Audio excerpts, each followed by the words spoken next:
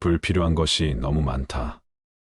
사람은 혼자 있을 때도 자신의 사고와 상상력으로 커다란 즐거움을 얻을 수 있지만 금감한 사람은 사교나 연극 여행이나 오락을 계속 즐기면서도 지루함을 견디지 못해 고통스러워한다.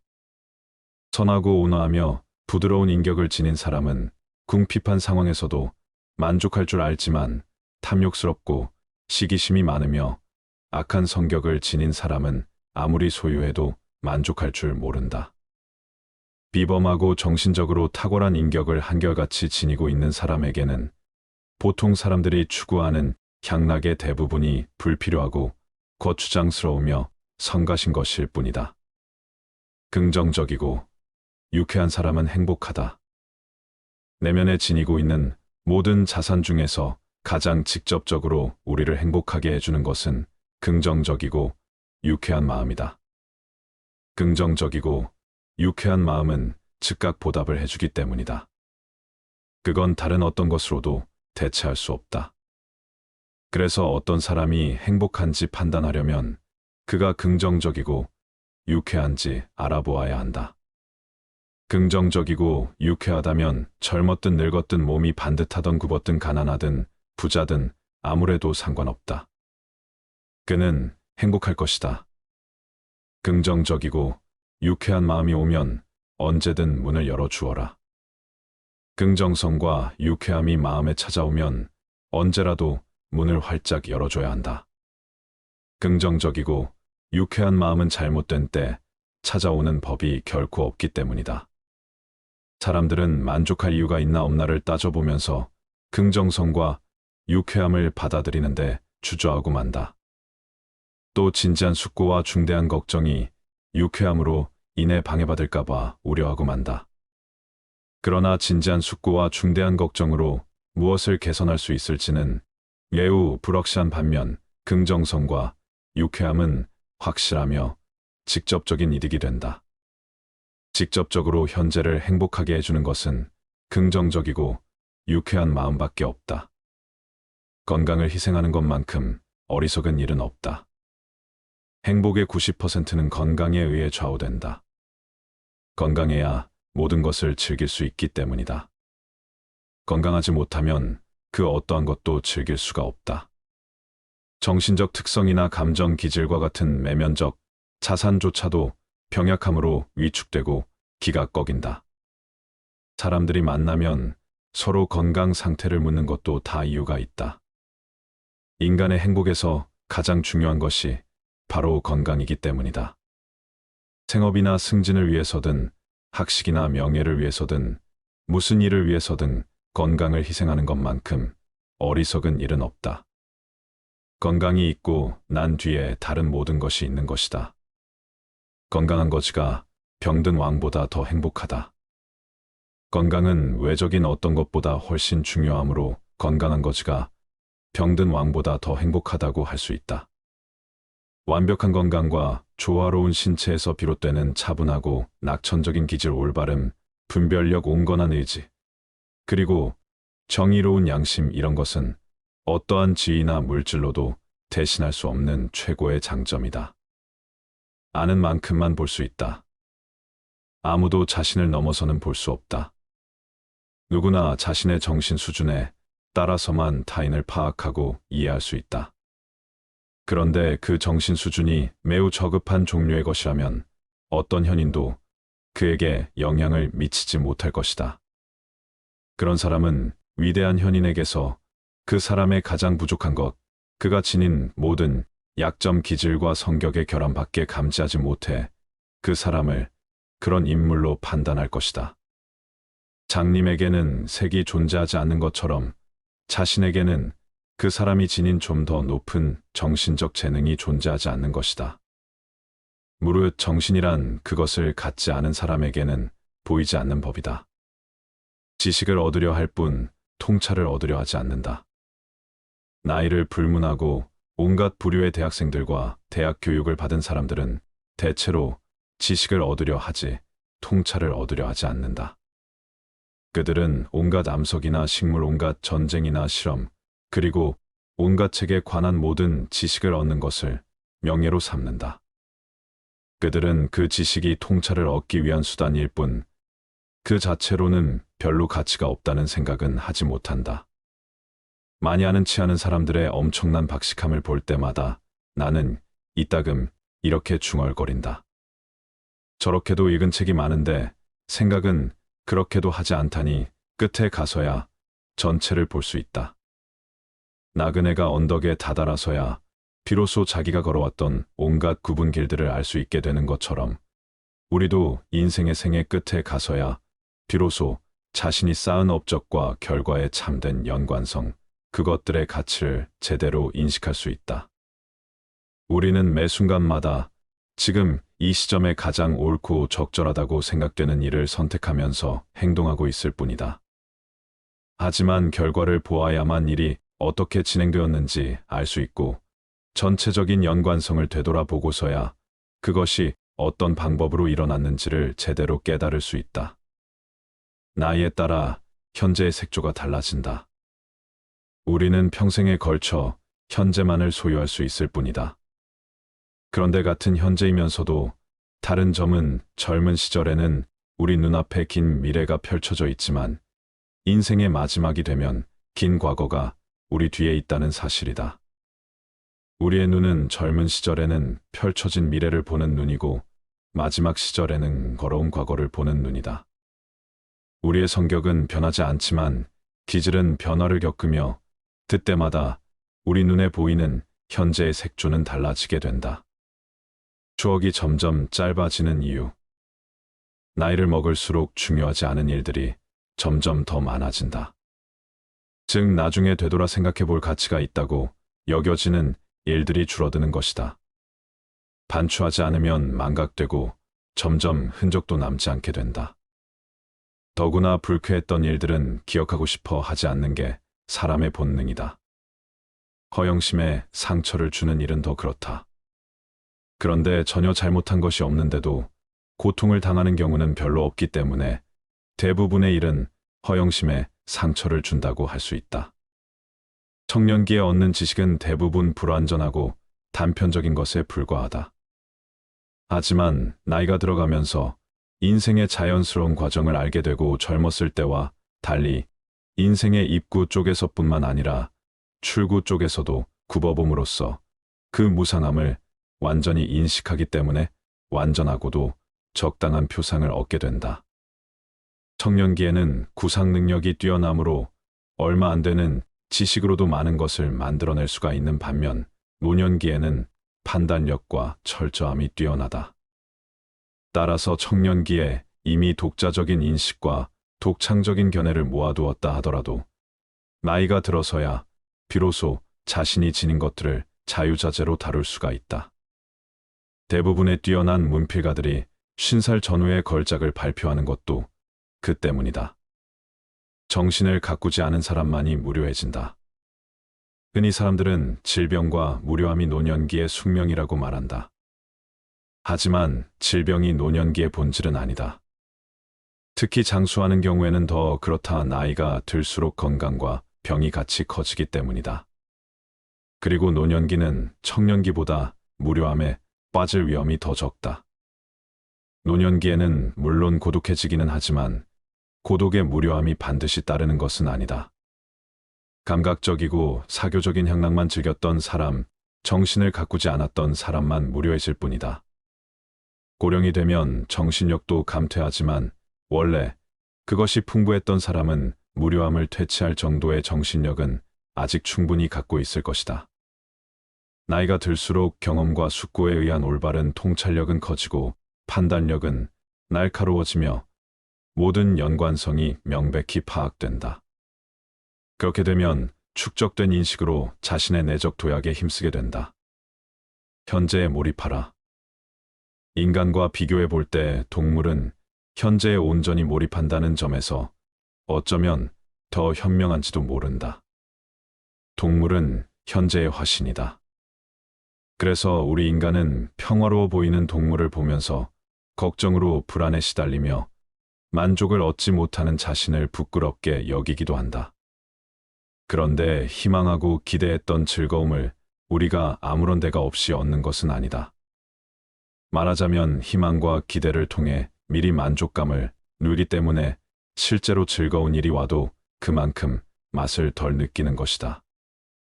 결국 희망이나 소망 자체가 우리에게 만족을 주는 정도가 훨씬 줄어들게 된다. 단 하루 단 한 번뿐인 오늘 현재 삶을 즐길 수 있으려면 무엇보다 먼저 마음에 안정감이 있어야 한다. 오늘이라는 날은 단 한 번뿐이고 두 번 다시 찾아오지 않는다는 사실도 알아야 한다. 그런데 우리는 오늘이라는 날이 내일 다시 찾아올 것으로 착각한다. 내일 역시 두 번 다시 찾아오지 않는 또 다른 하루일 뿐이다. 병에 걸렸을 때나 슬픔에 빠져 있을 때 우리는 고통과 후회가 없었던 과거의 시간을 한없이 부러워하며 마치 잃어버린 낙원이나 증가를 인정해주지 못했던 친구를 떠올리는 것처럼 아쉬워한다. 그렇다는 사실을 언제나 건강한 때에도 의식하고 산다면 현재를 좀 더 가치 있게 평가하고 즐길 수 있을 것이다. 누구나 고통에 시달리는 가련한 배우처럼 내면을 들여다보면 누구나 똑같이 고통에 시달리는 가련한 배우처럼 살고 있다. 지위와 부의 차이에 따라 각기 다른 자신의 역할을 수행하지만 내적인 행복과 기쁨마저 그런 역할과 꼭 일치하는 것은 아니다. 한풀 벗겨보면 고통에 시달리는 똑같은 가련한 멍청이에 지나지 않는다. 사람에 따라 고통의 내용은 다를지라도 본질적으로는 모두에게 대체로 비슷하다. 물론 정도의 차이는 있지만 그렇다고 해서 신분과 부지위에 따라 큰 차이가 있는 것은 결코 아니다. 모든 일은 절반으로 나누어진 두 가지로 이루어져 있다. 모든 일은 주관적인 측면 반, 객관적인 측면 반으로 이루어져 있다. 객관적 측면으로 아무리 멋지고 훌륭해도 주관적 측면으로 별 볼일 없게 느껴지면 불만족스럽게 느껴지고 만다. 아무리 경치가 좋은 곳도 날씨가 나쁘거나 성능이 나쁜 카메라로 찍으면 아름답게 보이지 않는 것과 마찬가지다. 행복은 타인의 판단에 좌우되지 않는다. 타인에게서 존경을 받는 삶이 궁극적인 목표라면 그 인생은 안타깝지만 너무나 어리석다고 할 수 있다. 타인의 판단을 너무 중요시하는 것은 지나친 망상이다. 이러한 망상은 우리의 본성에도 뿌리박고 있지만 사회와 문명의 변화 속에서도 생겨났을 것이다. 그러한 망상은 우리의 행위 전체에 엄청난 영향을 미치고 우리의 행복에 해로운 영향을 미친다. 남들이 뭐라고 할 것인가의 노예가 되어 시종불안에 사로잡혀 살게 되기 때문이다. 행복은 자기 자신에게 만족하는 사람의 것. 자기 자신에게 만족하고 자기 자신이 전부여서 나는 모든 재산을 몸에 지니고 다닌다고 말할 수 있다면 그것이야말로 가장 확실하고 유일한 행복일 것이다. 따라서 행복이란 자기 자신에게 만족하는 사람의 것이다라는 아리스토텔레스의 말을 자주 되뇌일 필요가 있다. 왜냐하면 세상 속에서는 온갖 어려움과 경쟁 위험과 불쾌한 일들을 피할 수 없는데 그 속에서 조금이나마 안심하고 의지할 수 있는 것은 자기 자신밖에 없기 때문이다. 사람의 모든 불행은 혼자 있을 수 없는 것에서부터 생긴다. 세상엔 어디에나 모든 것에 파리떼같이 달려들어 아무 곳에나 들러붙는 수준 낮은 사람들이 있다. 그들이 그렇게 하는 것은 자신들의 무료함에서 벗어나기 위해서이거나 자신의 삶에서 부족한 부분, 즉 감정, 자존감, 즐거움, 만족감 등을 채우기 위함이다. 그러나 스스로 정신적인 따뜻함을 충분히 지닌 사람은 굳이 사람들 사이에 끼어들 필요가 없다. 스스로 사색하는 지적인 사람은 오히려 홀로 있는 생활을 통해 두 가지 이점을 얻는다. 첫째는 오로지 자기 자신과만 함께 한다는 것이고 둘째는 타인과 함께 하지 않는다는 것이다. 모든 관계에는 억지로 해야 할 수밖에 없는 것, 불편함 등 여러 위험이 따른다는 것을 생각할 때 이 점들은 큰 가치가 있다. 관계를 맺는 것은 때로 도덕적으로 문제가 있거나 내게 손해 입힐 수 있는 사람과도 접촉하는 것이므로 위험한 일이기도 하다. 덜 사교적인 사람은 굳이 관계를 잘 맺기 위한 능력을 얻으려 하지 않아도 된다. 관계를 맺지 않아도 될 만큼 많은 것을 스스로 지니고 있다는 사실이니 이것만으로도 스스로 큰 복이다. 왜냐하면 우리가 겪는 거의 모든 고뇌와 불행은 관계로 인해 생기기 때문이다. 내면이 풍요로운 사람은 스스로 만족할 줄 안다. 내면의 풍요로움을 지닌 사람은 스스로 만족을 누릴 줄 알기 때문에 타인들과 관계를 맺기 위해 필요 이상의 희생을 굳이 치르지 않는다. 그런 사람은 자신을 부정하면서까지 사람들과 어울리는 것을 추구하지 않는다. 그와 반대로 평범한 보통 사람들은 지극히 관계지향적이며 수능적이다. 그런 사람들은 자기 자신을 참는 것보다 남을 참는 것이 더 쉽다. 세상에서는 정말로 가치 있는 것이 별로 중시되지 않으며 오히려 하찮은 것들이 중시되고 있다. 뛰어나고 탁월한 사람들이 은둔 생활을 하는 것을 보면 그런 사실이 입증된다.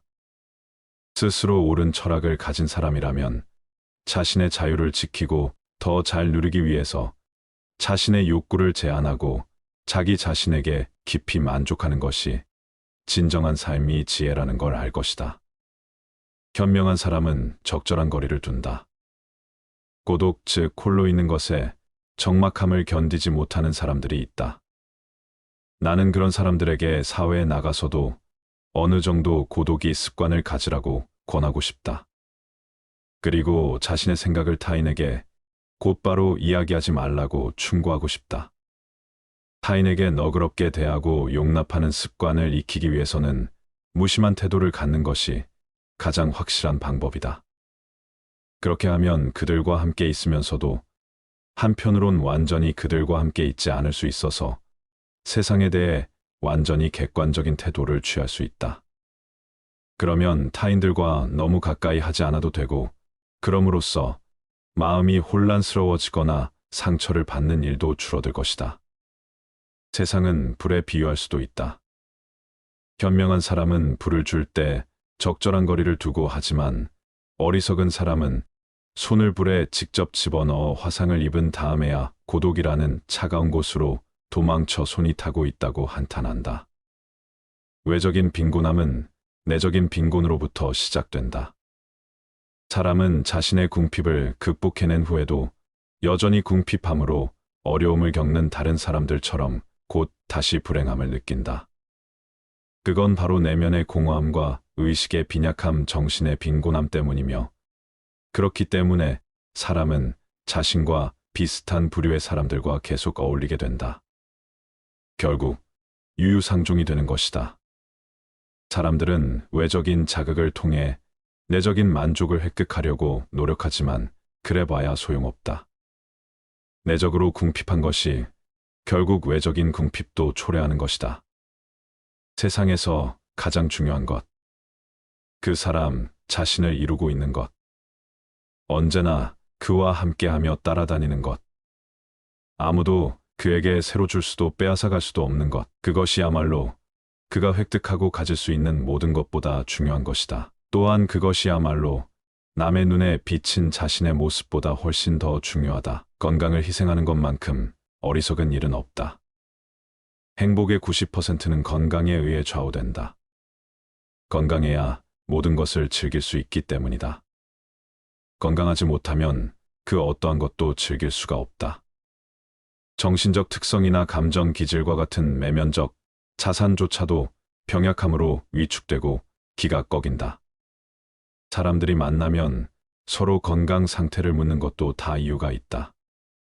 인간의 행복에서 가장 중요한 것이 바로 건강이기 때문이다.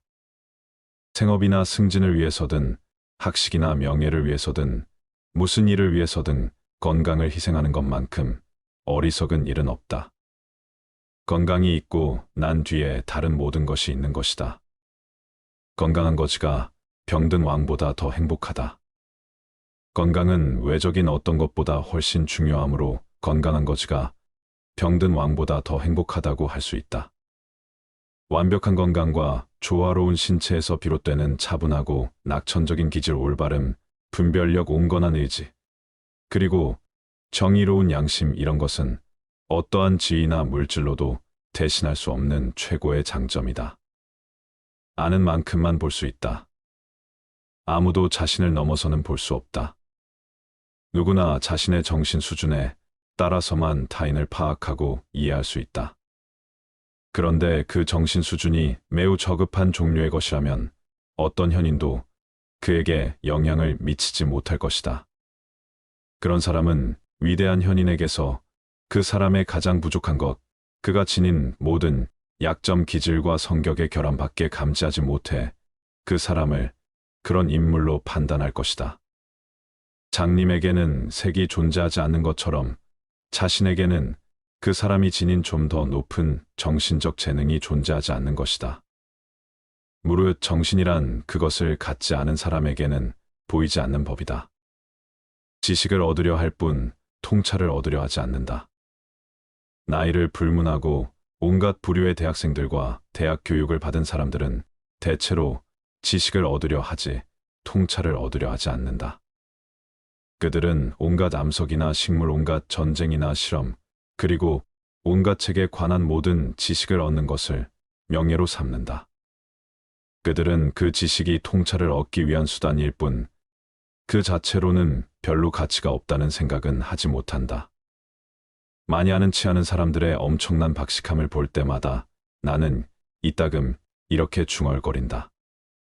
저렇게도 읽은 책이 많은데 생각은 그렇게도 하지 않다니 끝에 가서야 전체를 볼 수 있다. 나그네가 언덕에 다다라서야 비로소 자기가 걸어왔던 온갖 굽은 길들을 알 수 있게 되는 것처럼 우리도 인생의 생애 끝에 가서야 비로소 자신이 쌓은 업적과 결과에 참된 연관성, 그것들의 가치를 제대로 인식할 수 있다. 우리는 매 순간마다 지금 이 시점에 가장 옳고 적절하다고 생각되는 일을 선택하면서 행동하고 있을 뿐이다. 하지만 결과를 보아야만 일이 어떻게 진행되었는지 알 수 있고 전체적인 연관성을 되돌아보고서야 그것이 어떤 방법으로 일어났는지를 제대로 깨달을 수 있다. 나이에 따라 현재의 색조가 달라진다. 우리는 평생에 걸쳐 현재만을 소유할 수 있을 뿐이다. 그런데 같은 현재이면서도 다른 점은 젊은 시절에는 우리 눈앞에 긴 미래가 펼쳐져 있지만 인생의 마지막이 되면 긴 과거가 우리 뒤에 있다는 사실이다. 우리의 눈은 젊은 시절에는 펼쳐진 미래를 보는 눈이고 마지막 시절에는 걸어온 과거를 보는 눈이다. 우리의 성격은 변하지 않지만 기질은 변화를 겪으며 그때마다 우리 눈에 보이는 현재의 색조는 달라지게 된다. 사람은 혼자 있을 때도 자신의 사고와 상상력으로 커다란 즐거움을 얻을 수 있지만 금감한 사람은 사교나 연극 여행이나 오락을 계속 즐기면서도 지루함을 견디지 못해 고통스러워한다. 선하고 온화하며 부드러운 인격을 지닌 사람은 궁핍한 상황에서도 만족할 줄 알지만 탐욕스럽고 시기심이 많으며 악한 성격을 지닌 사람은 아무리 소유해도 만족할 줄 모른다.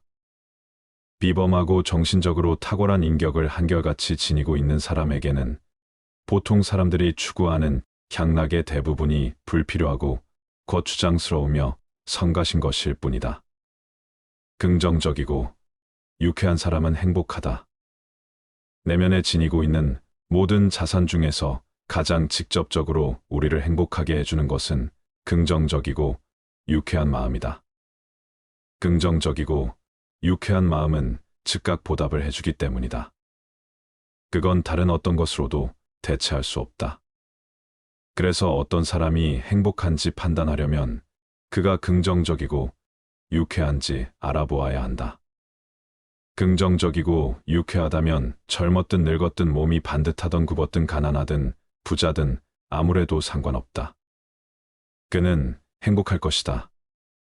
긍정적이고 유쾌한 마음이 오면 언제든 문을 열어주어라. 긍정성과 유쾌함이 마음에 찾아오면 언제라도 문을 활짝 열어줘야 한다. 긍정적이고 유쾌한 마음은 잘못된 때 찾아오는 법이 결코 없기 때문이다. 사람들은 만족할 이유가 있나 없나를 따져보면서 긍정성과 유쾌함을 받아들이는데 주저하고 만다. 또 진지한 숙고와 중대한 걱정이 유쾌함으로 인해 방해받을까봐 우려하고 만다. 그러나 진지한 숙고와 중대한 걱정으로 무엇을 개선할 수 있을지는 매우 불확실한 반면 긍정성과 유쾌함은 확실하며 직접적인 이득이 된다. 직접적으로 현재를 행복하게 해주는 것은 긍정적이고 유쾌한 마음밖에 없다. 건강을 희생하는 것만큼 어리석은 일은 없다. 행복의 90%는 건강에 의해 좌우된다. 건강해야 모든 것을 즐길 수 있기 때문이다. 건강하지 못하면 그 어떠한 것도 즐길 수가 없다. 정신적 특성이나 감정 기질과 같은 내면적 자산조차도 병약함으로 위축되고 기가 꺾인다. 사람들이 만나면 서로 건강 상태를 묻는 것도 다 이유가 있다. 인간의 행복에서 가장 중요한 것이 바로 건강이기 때문이다. 생업이나 승진을 위해서든 학식이나 명예를 위해서든 무슨 일을 위해서든 건강을 희생하는 것만큼 어리석은 일은 없다. 건강이 있고 난 뒤에 다른 모든 것이 있는 것이다. 건강한 거지가 병든 왕보다 더 행복하다. 건강은 외적인 어떤 것보다 훨씬 중요하므로 건강한 거지가 병든 왕보다 더 행복하다고 할 수 있다. 완벽한 건강과 조화로운 신체에서 비롯되는 차분하고 낙천적인 기질 올바름, 분별력 온건한 의지, 그리고 정의로운 양심 이런 것은 어떠한 지위나 물질로도 대신할 수 없는 최고의 장점이다.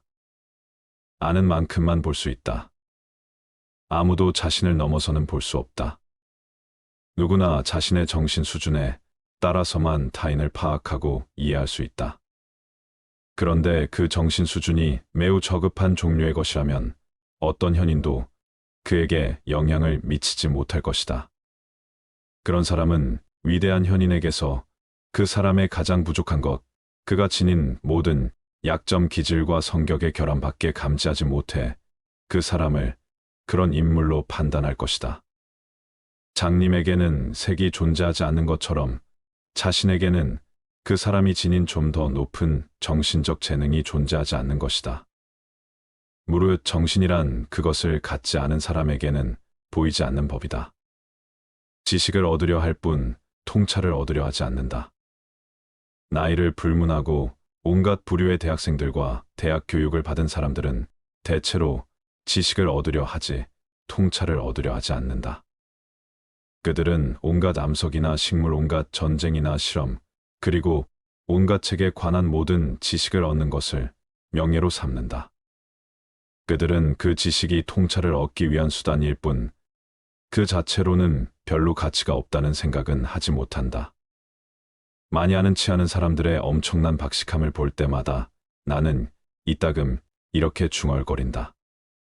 저렇게도 읽은 책이 많은데 생각은 그렇게도 하지 않다니 끝에 가서야 전체를 볼 수 있다. 나그네가 언덕에 다다라서야 비로소 자기가 걸어왔던 온갖 굽은 길들을 알 수 있게 되는 것처럼 우리도 인생의 생애 끝에 가서야 비로소 자신이 쌓은 업적과 결과에 참된 연관성, 그것들의 가치를 제대로 인식할 수 있다. 우리는 매 순간마다 지금 이 시점에 가장 옳고 적절하다고 생각되는 일을 선택하면서 행동하고 있을 뿐이다. 하지만 결과를 보아야만 일이 어떻게 진행되었는지 알 수 있고 전체적인 연관성을 되돌아보고서야 그것이 어떤 방법으로 일어났는지를 제대로 깨달을 수 있다. 나이에 따라 현재의 색조가 달라진다. 우리는 평생에 걸쳐 현재만을 소유할 수 있을 뿐이다. 그런데 같은 현재이면서도 다른 점은 젊은 시절에는 우리 눈앞에 긴 미래가 펼쳐져 있지만 인생의 마지막이 되면 긴 과거가 우리 뒤에 있다는 사실이다. 우리의 눈은 젊은 시절에는 펼쳐진 미래를 보는 눈이고 마지막 시절에는 걸어온 과거를 보는 눈이다. 우리의 성격은 변하지 않지만 기질은 변화를 겪으며 그때마다 우리 눈에 보이는 현재의 색조는 달라지게 된다. 추억이 점점 짧아지는 이유. 나이를 먹을수록 중요하지 않은 일들이 점점 더 많아진다. 즉 나중에 되돌아 생각해 볼 가치가 있다고 여겨지는 일들이 줄어드는 것이다. 반추하지 않으면 망각되고 점점 흔적도 남지 않게 된다. 더구나 불쾌했던 일들은 기억하고 싶어 하지 않는 게 사람의 본능이다. 허영심에 상처를 주는 일은 더 그렇다. 그런데 전혀 잘못한 것이 없는데도 고통을 당하는 경우는 별로 없기 때문에 대부분의 일은 허영심에 상처를 준다고 할 수 있다. 청년기에 얻는 지식은 대부분 불완전하고 단편적인 것에 불과하다. 하지만 나이가 들어가면서 인생의 자연스러운 과정을 알게 되고 젊었을 때와 달리 인생의 입구 쪽에서뿐만 아니라 출구 쪽에서도 굽어봄으로써 그 무상함을 완전히 인식하기 때문에 완전하고도 적당한 표상을 얻게 된다. 청년기에는 구상 능력이 뛰어나므로 얼마 안 되는 지식으로도 많은 것을 만들어낼 수가 있는 반면 노년기에는 판단력과 철저함이 뛰어나다. 따라서 청년기에 이미 독자적인 인식과 독창적인 견해를 모아두었다 하더라도 나이가 들어서야 비로소 자신이 지닌 것들을 자유자재로 다룰 수가 있다. 대부분의 뛰어난 문필가들이 50살 전후의 걸작을 발표하는 것도 그 때문이다. 정신을 가꾸지 않은 사람만이 무료해진다. 흔히 사람들은 질병과 무료함이 노년기의 숙명이라고 말한다. 하지만 질병이 노년기의 본질은 아니다. 특히 장수하는 경우에는 더 그렇다. 나이가 들수록 건강과 병이 같이 커지기 때문이다. 그리고 노년기는 청년기보다 무료함에 빠질 위험이 더 적다. 노년기에는 물론 고독해지기는 하지만 고독의 무료함이 반드시 따르는 것은 아니다. 감각적이고 사교적인 향락만 즐겼던 사람, 정신을 가꾸지 않았던 사람만 무료해질 뿐이다. 고령이 되면 정신력도 감퇴하지만 원래 그것이 풍부했던 사람은 무료함을 퇴치할 정도의 정신력은 아직 충분히 갖고 있을 것이다. 나이가 들수록 경험과 숙고에 의한 올바른 통찰력은 커지고 판단력은 날카로워지며 모든 연관성이 명백히 파악된다. 그렇게 되면 축적된 인식으로 자신의 내적 도약에 힘쓰게 된다. 현재에 몰입하라. 인간과 비교해 볼 때 동물은 현재에 온전히 몰입한다는 점에서 어쩌면 더 현명한지도 모른다. 동물은 현재의 화신이다.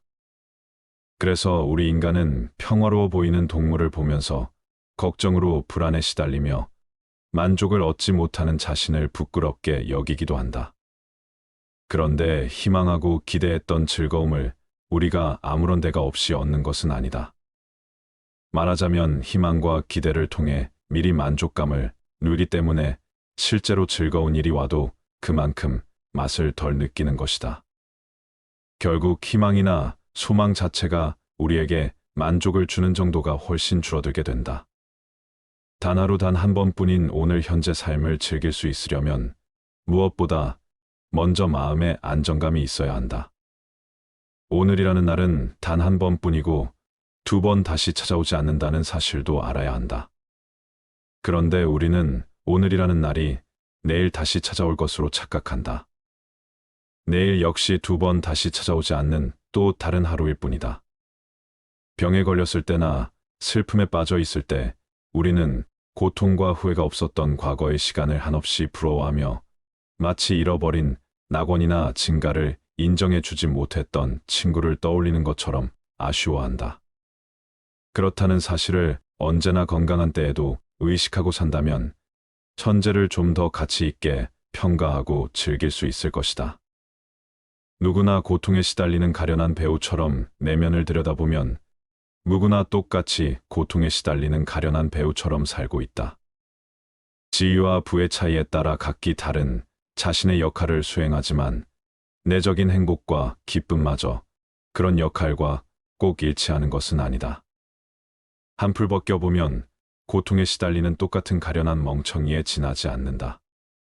사람에 따라 고통의 내용은 다를지라도 본질적으로는 모두에게 대체로 비슷하다. 물론 정도의 차이는 있지만 그렇다고 해서 신분과 부지위에 따라 큰 차이가 있는 것은 결코 아니다. 모든 일은 절반으로 나누어진 2가지로 이루어져 있다. 모든 일은 주관적인 측면 반, 객관적인 측면 반으로 이루어져 있다. 객관적 측면으로 아무리 멋지고 훌륭해도 주관적 측면으로 별 볼일 없게 느껴지면 불만족스럽게 느껴지고 만다. 아무리 경치가 좋은 곳도 날씨가 나쁘거나 성능이 나쁜 카메라로 찍으면 아름답게 보이지 않는 것과 마찬가지다. 행복은 타인의 판단에 좌우되지 않는다. 타인에게서 존경을 받는 삶이 궁극적인 목표라면 그 인생은 안타깝지만 너무나 어리석다고 할 수 있다.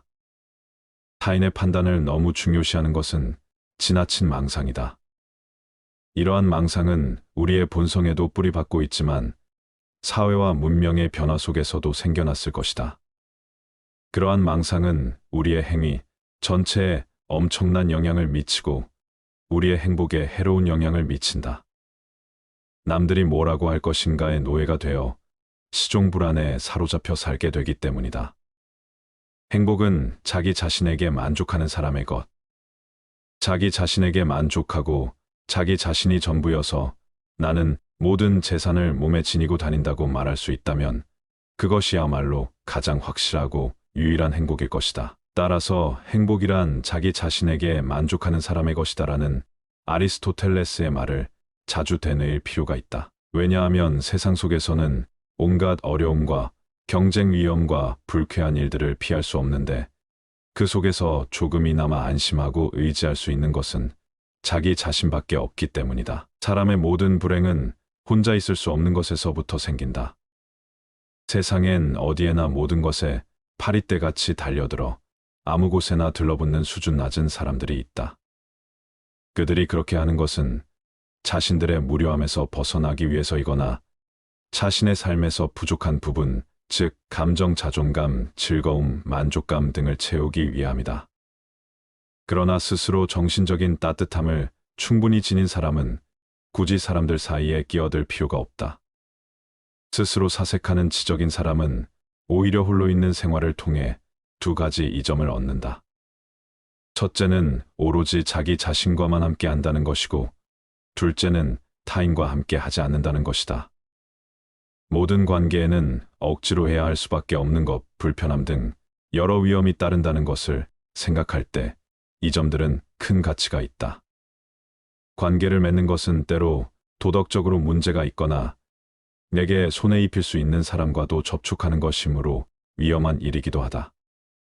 덜 사교적인 사람은 굳이 관계를 잘 맺기 위한 능력을 얻으려 하지 않아도 된다. 관계를 맺지 않아도 될 만큼 많은 것을 스스로 지니고 있다는 사실이니 이것만으로도 스스로 큰 복이다. 왜냐하면 우리가 겪는 거의 모든 고뇌와 불행은 관계로 인해 생기기 때문이다. 내면이 풍요로운 사람은 스스로 만족할 줄 안다. 내면의 풍요로움을 지닌 사람은 스스로 만족을 누릴 줄 알기 때문에 타인들과 관계를 맺기 위해 필요 이상의 희생을 굳이 치르지 않는다. 그런 사람은 자신을 부정하면서까지 사람들과 어울리는 것을 추구하지 않는다. 그와 반대로 평범한 보통 사람들은 지극히 관계지향적이며 수능적이다. 그런 사람들은 자기 자신을 참는 것보다 남을 참는 것이 더 쉽다. 세상에서는 정말로 가치 있는 것이 별로 중시되지 않으며 오히려 하찮은 것들이 중시되고 있다. 뛰어나고 탁월한 사람들이 은둔 생활을 하는 것을 보면 그런 사실이 입증된다. 스스로 옳은 철학을 가진 사람이라면 자신의 자유를 지키고 더 잘 누리기 위해서 자신의 욕구를 제한하고 자기 자신에게 깊이 만족하는 것이 진정한 삶이 지혜라는 걸 알 것이다. 현명한 사람은 적절한 거리를 둔다. 고독, 즉 홀로 있는 것에 적막함을 견디지 못하는 사람들이 있다. 나는 그런 사람들에게 사회에 나가서도 어느 정도 고독이 습관을 가지라고 권하고 싶다. 그리고 자신의 생각을 타인에게 곧바로 이야기하지 말라고 충고하고 싶다. 타인에게 너그럽게 대하고 용납하는 습관을 익히기 위해서는 무심한 태도를 갖는 것이 가장 확실한 방법이다. 그렇게 하면 그들과 함께 있으면서도 한편으론 완전히 그들과 함께 있지 않을 수 있어서 세상에 대해 완전히 객관적인 태도를 취할 수 있다. 그러면 타인들과 너무 가까이 하지 않아도 되고, 그럼으로써 마음이 혼란스러워지거나 상처를 받는 일도 줄어들 것이다. 세상은 불에 비유할 수도 있다. 현명한 사람은 불을 줄 때 적절한 거리를 두고 하지만 어리석은 사람은 손을 불에 직접 집어넣어 화상을 입은 다음에야 고독이라는 차가운 곳으로 도망쳐 손이 타고 있다고 한탄한다. 외적인 빈곤함은 내적인 빈곤으로부터 시작된다. 사람은 자신의 궁핍을 극복해낸 후에도 여전히 궁핍함으로 어려움을 겪는 다른 사람들처럼 곧 다시 불행함을 느낀다. 그건 바로 내면의 공허함과 의식의 빈약함, 정신의 빈곤함 때문이며, 그렇기 때문에 사람은 자신과 비슷한 부류의 사람들과 계속 어울리게 된다. 결국 유유상종이 되는 것이다. 사람들은 외적인 자극을 통해 내적인 만족을 획득하려고 노력하지만 그래봐야 소용없다. 내적으로 궁핍한 것이 결국 외적인 궁핍도 초래하는 것이다.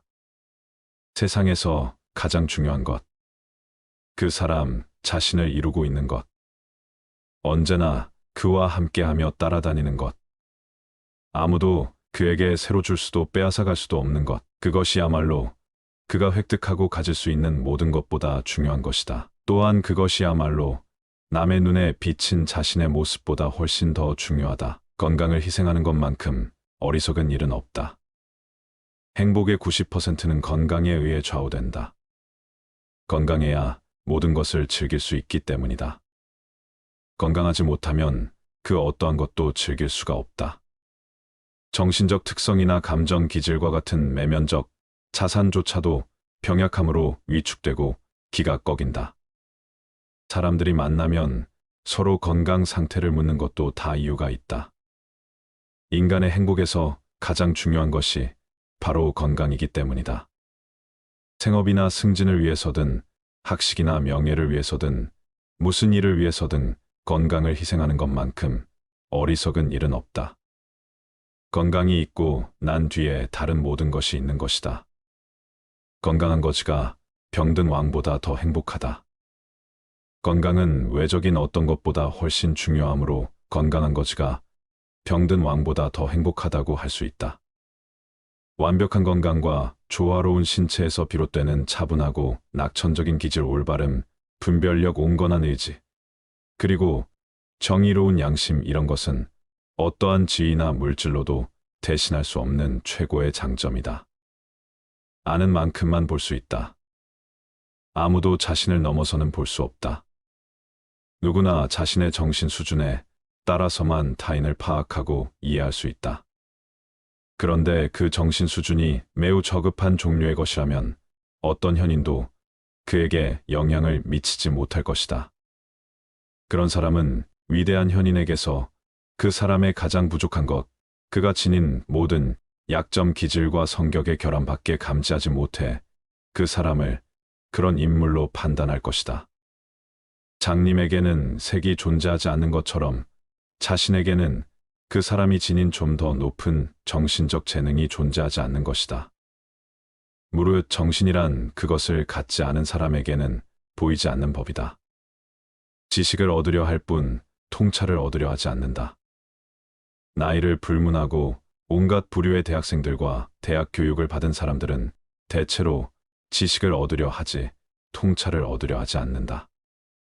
그들은 온갖 암석이나 식물, 온갖 전쟁이나 실험, 그리고 온갖 책에 관한 모든 지식을 얻는 것을 명예로 삼는다.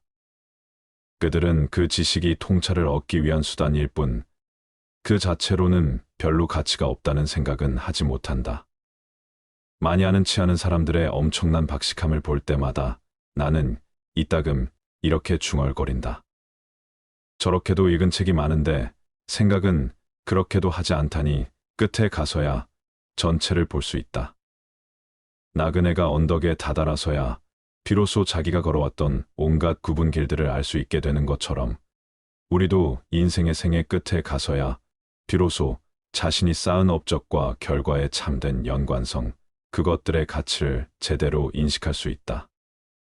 우리는 매 순간마다 지금 이 시점에 가장 옳고 적절하다고 생각되는 일을 선택하면서 행동하고 있을 뿐이다. 하지만 결과를 보아야만 일이 어떻게 진행되었는지 알 수 있고 전체적인 연관성을 되돌아보고서야 그것이 어떤 방법으로 일어났는지를 제대로 깨달을 수 있다. 나이에 따라 현재의 색조가 달라진다. 우리는 평생에 걸쳐 현재만을 소유할 수 있을 뿐이다. 그런데 같은 현재이면서도 다른 점은 젊은 시절에는 우리 눈앞에 긴 미래가 펼쳐져 있지만 인생의 마지막이 되면 긴 과거가 우리 뒤에 있다는 사실이다. 우리의 눈은 젊은 시절에는 펼쳐진 미래를 보는 눈이고 마지막 시절에는 걸어온 과거를 보는 눈이다. 우리의 성격은 변하지 않지만 기질은 변화를 겪으며 그때마다 우리 눈에 보이는 현재의 색조는 달라지게 된다. 시청해 주셔서 감사합니다.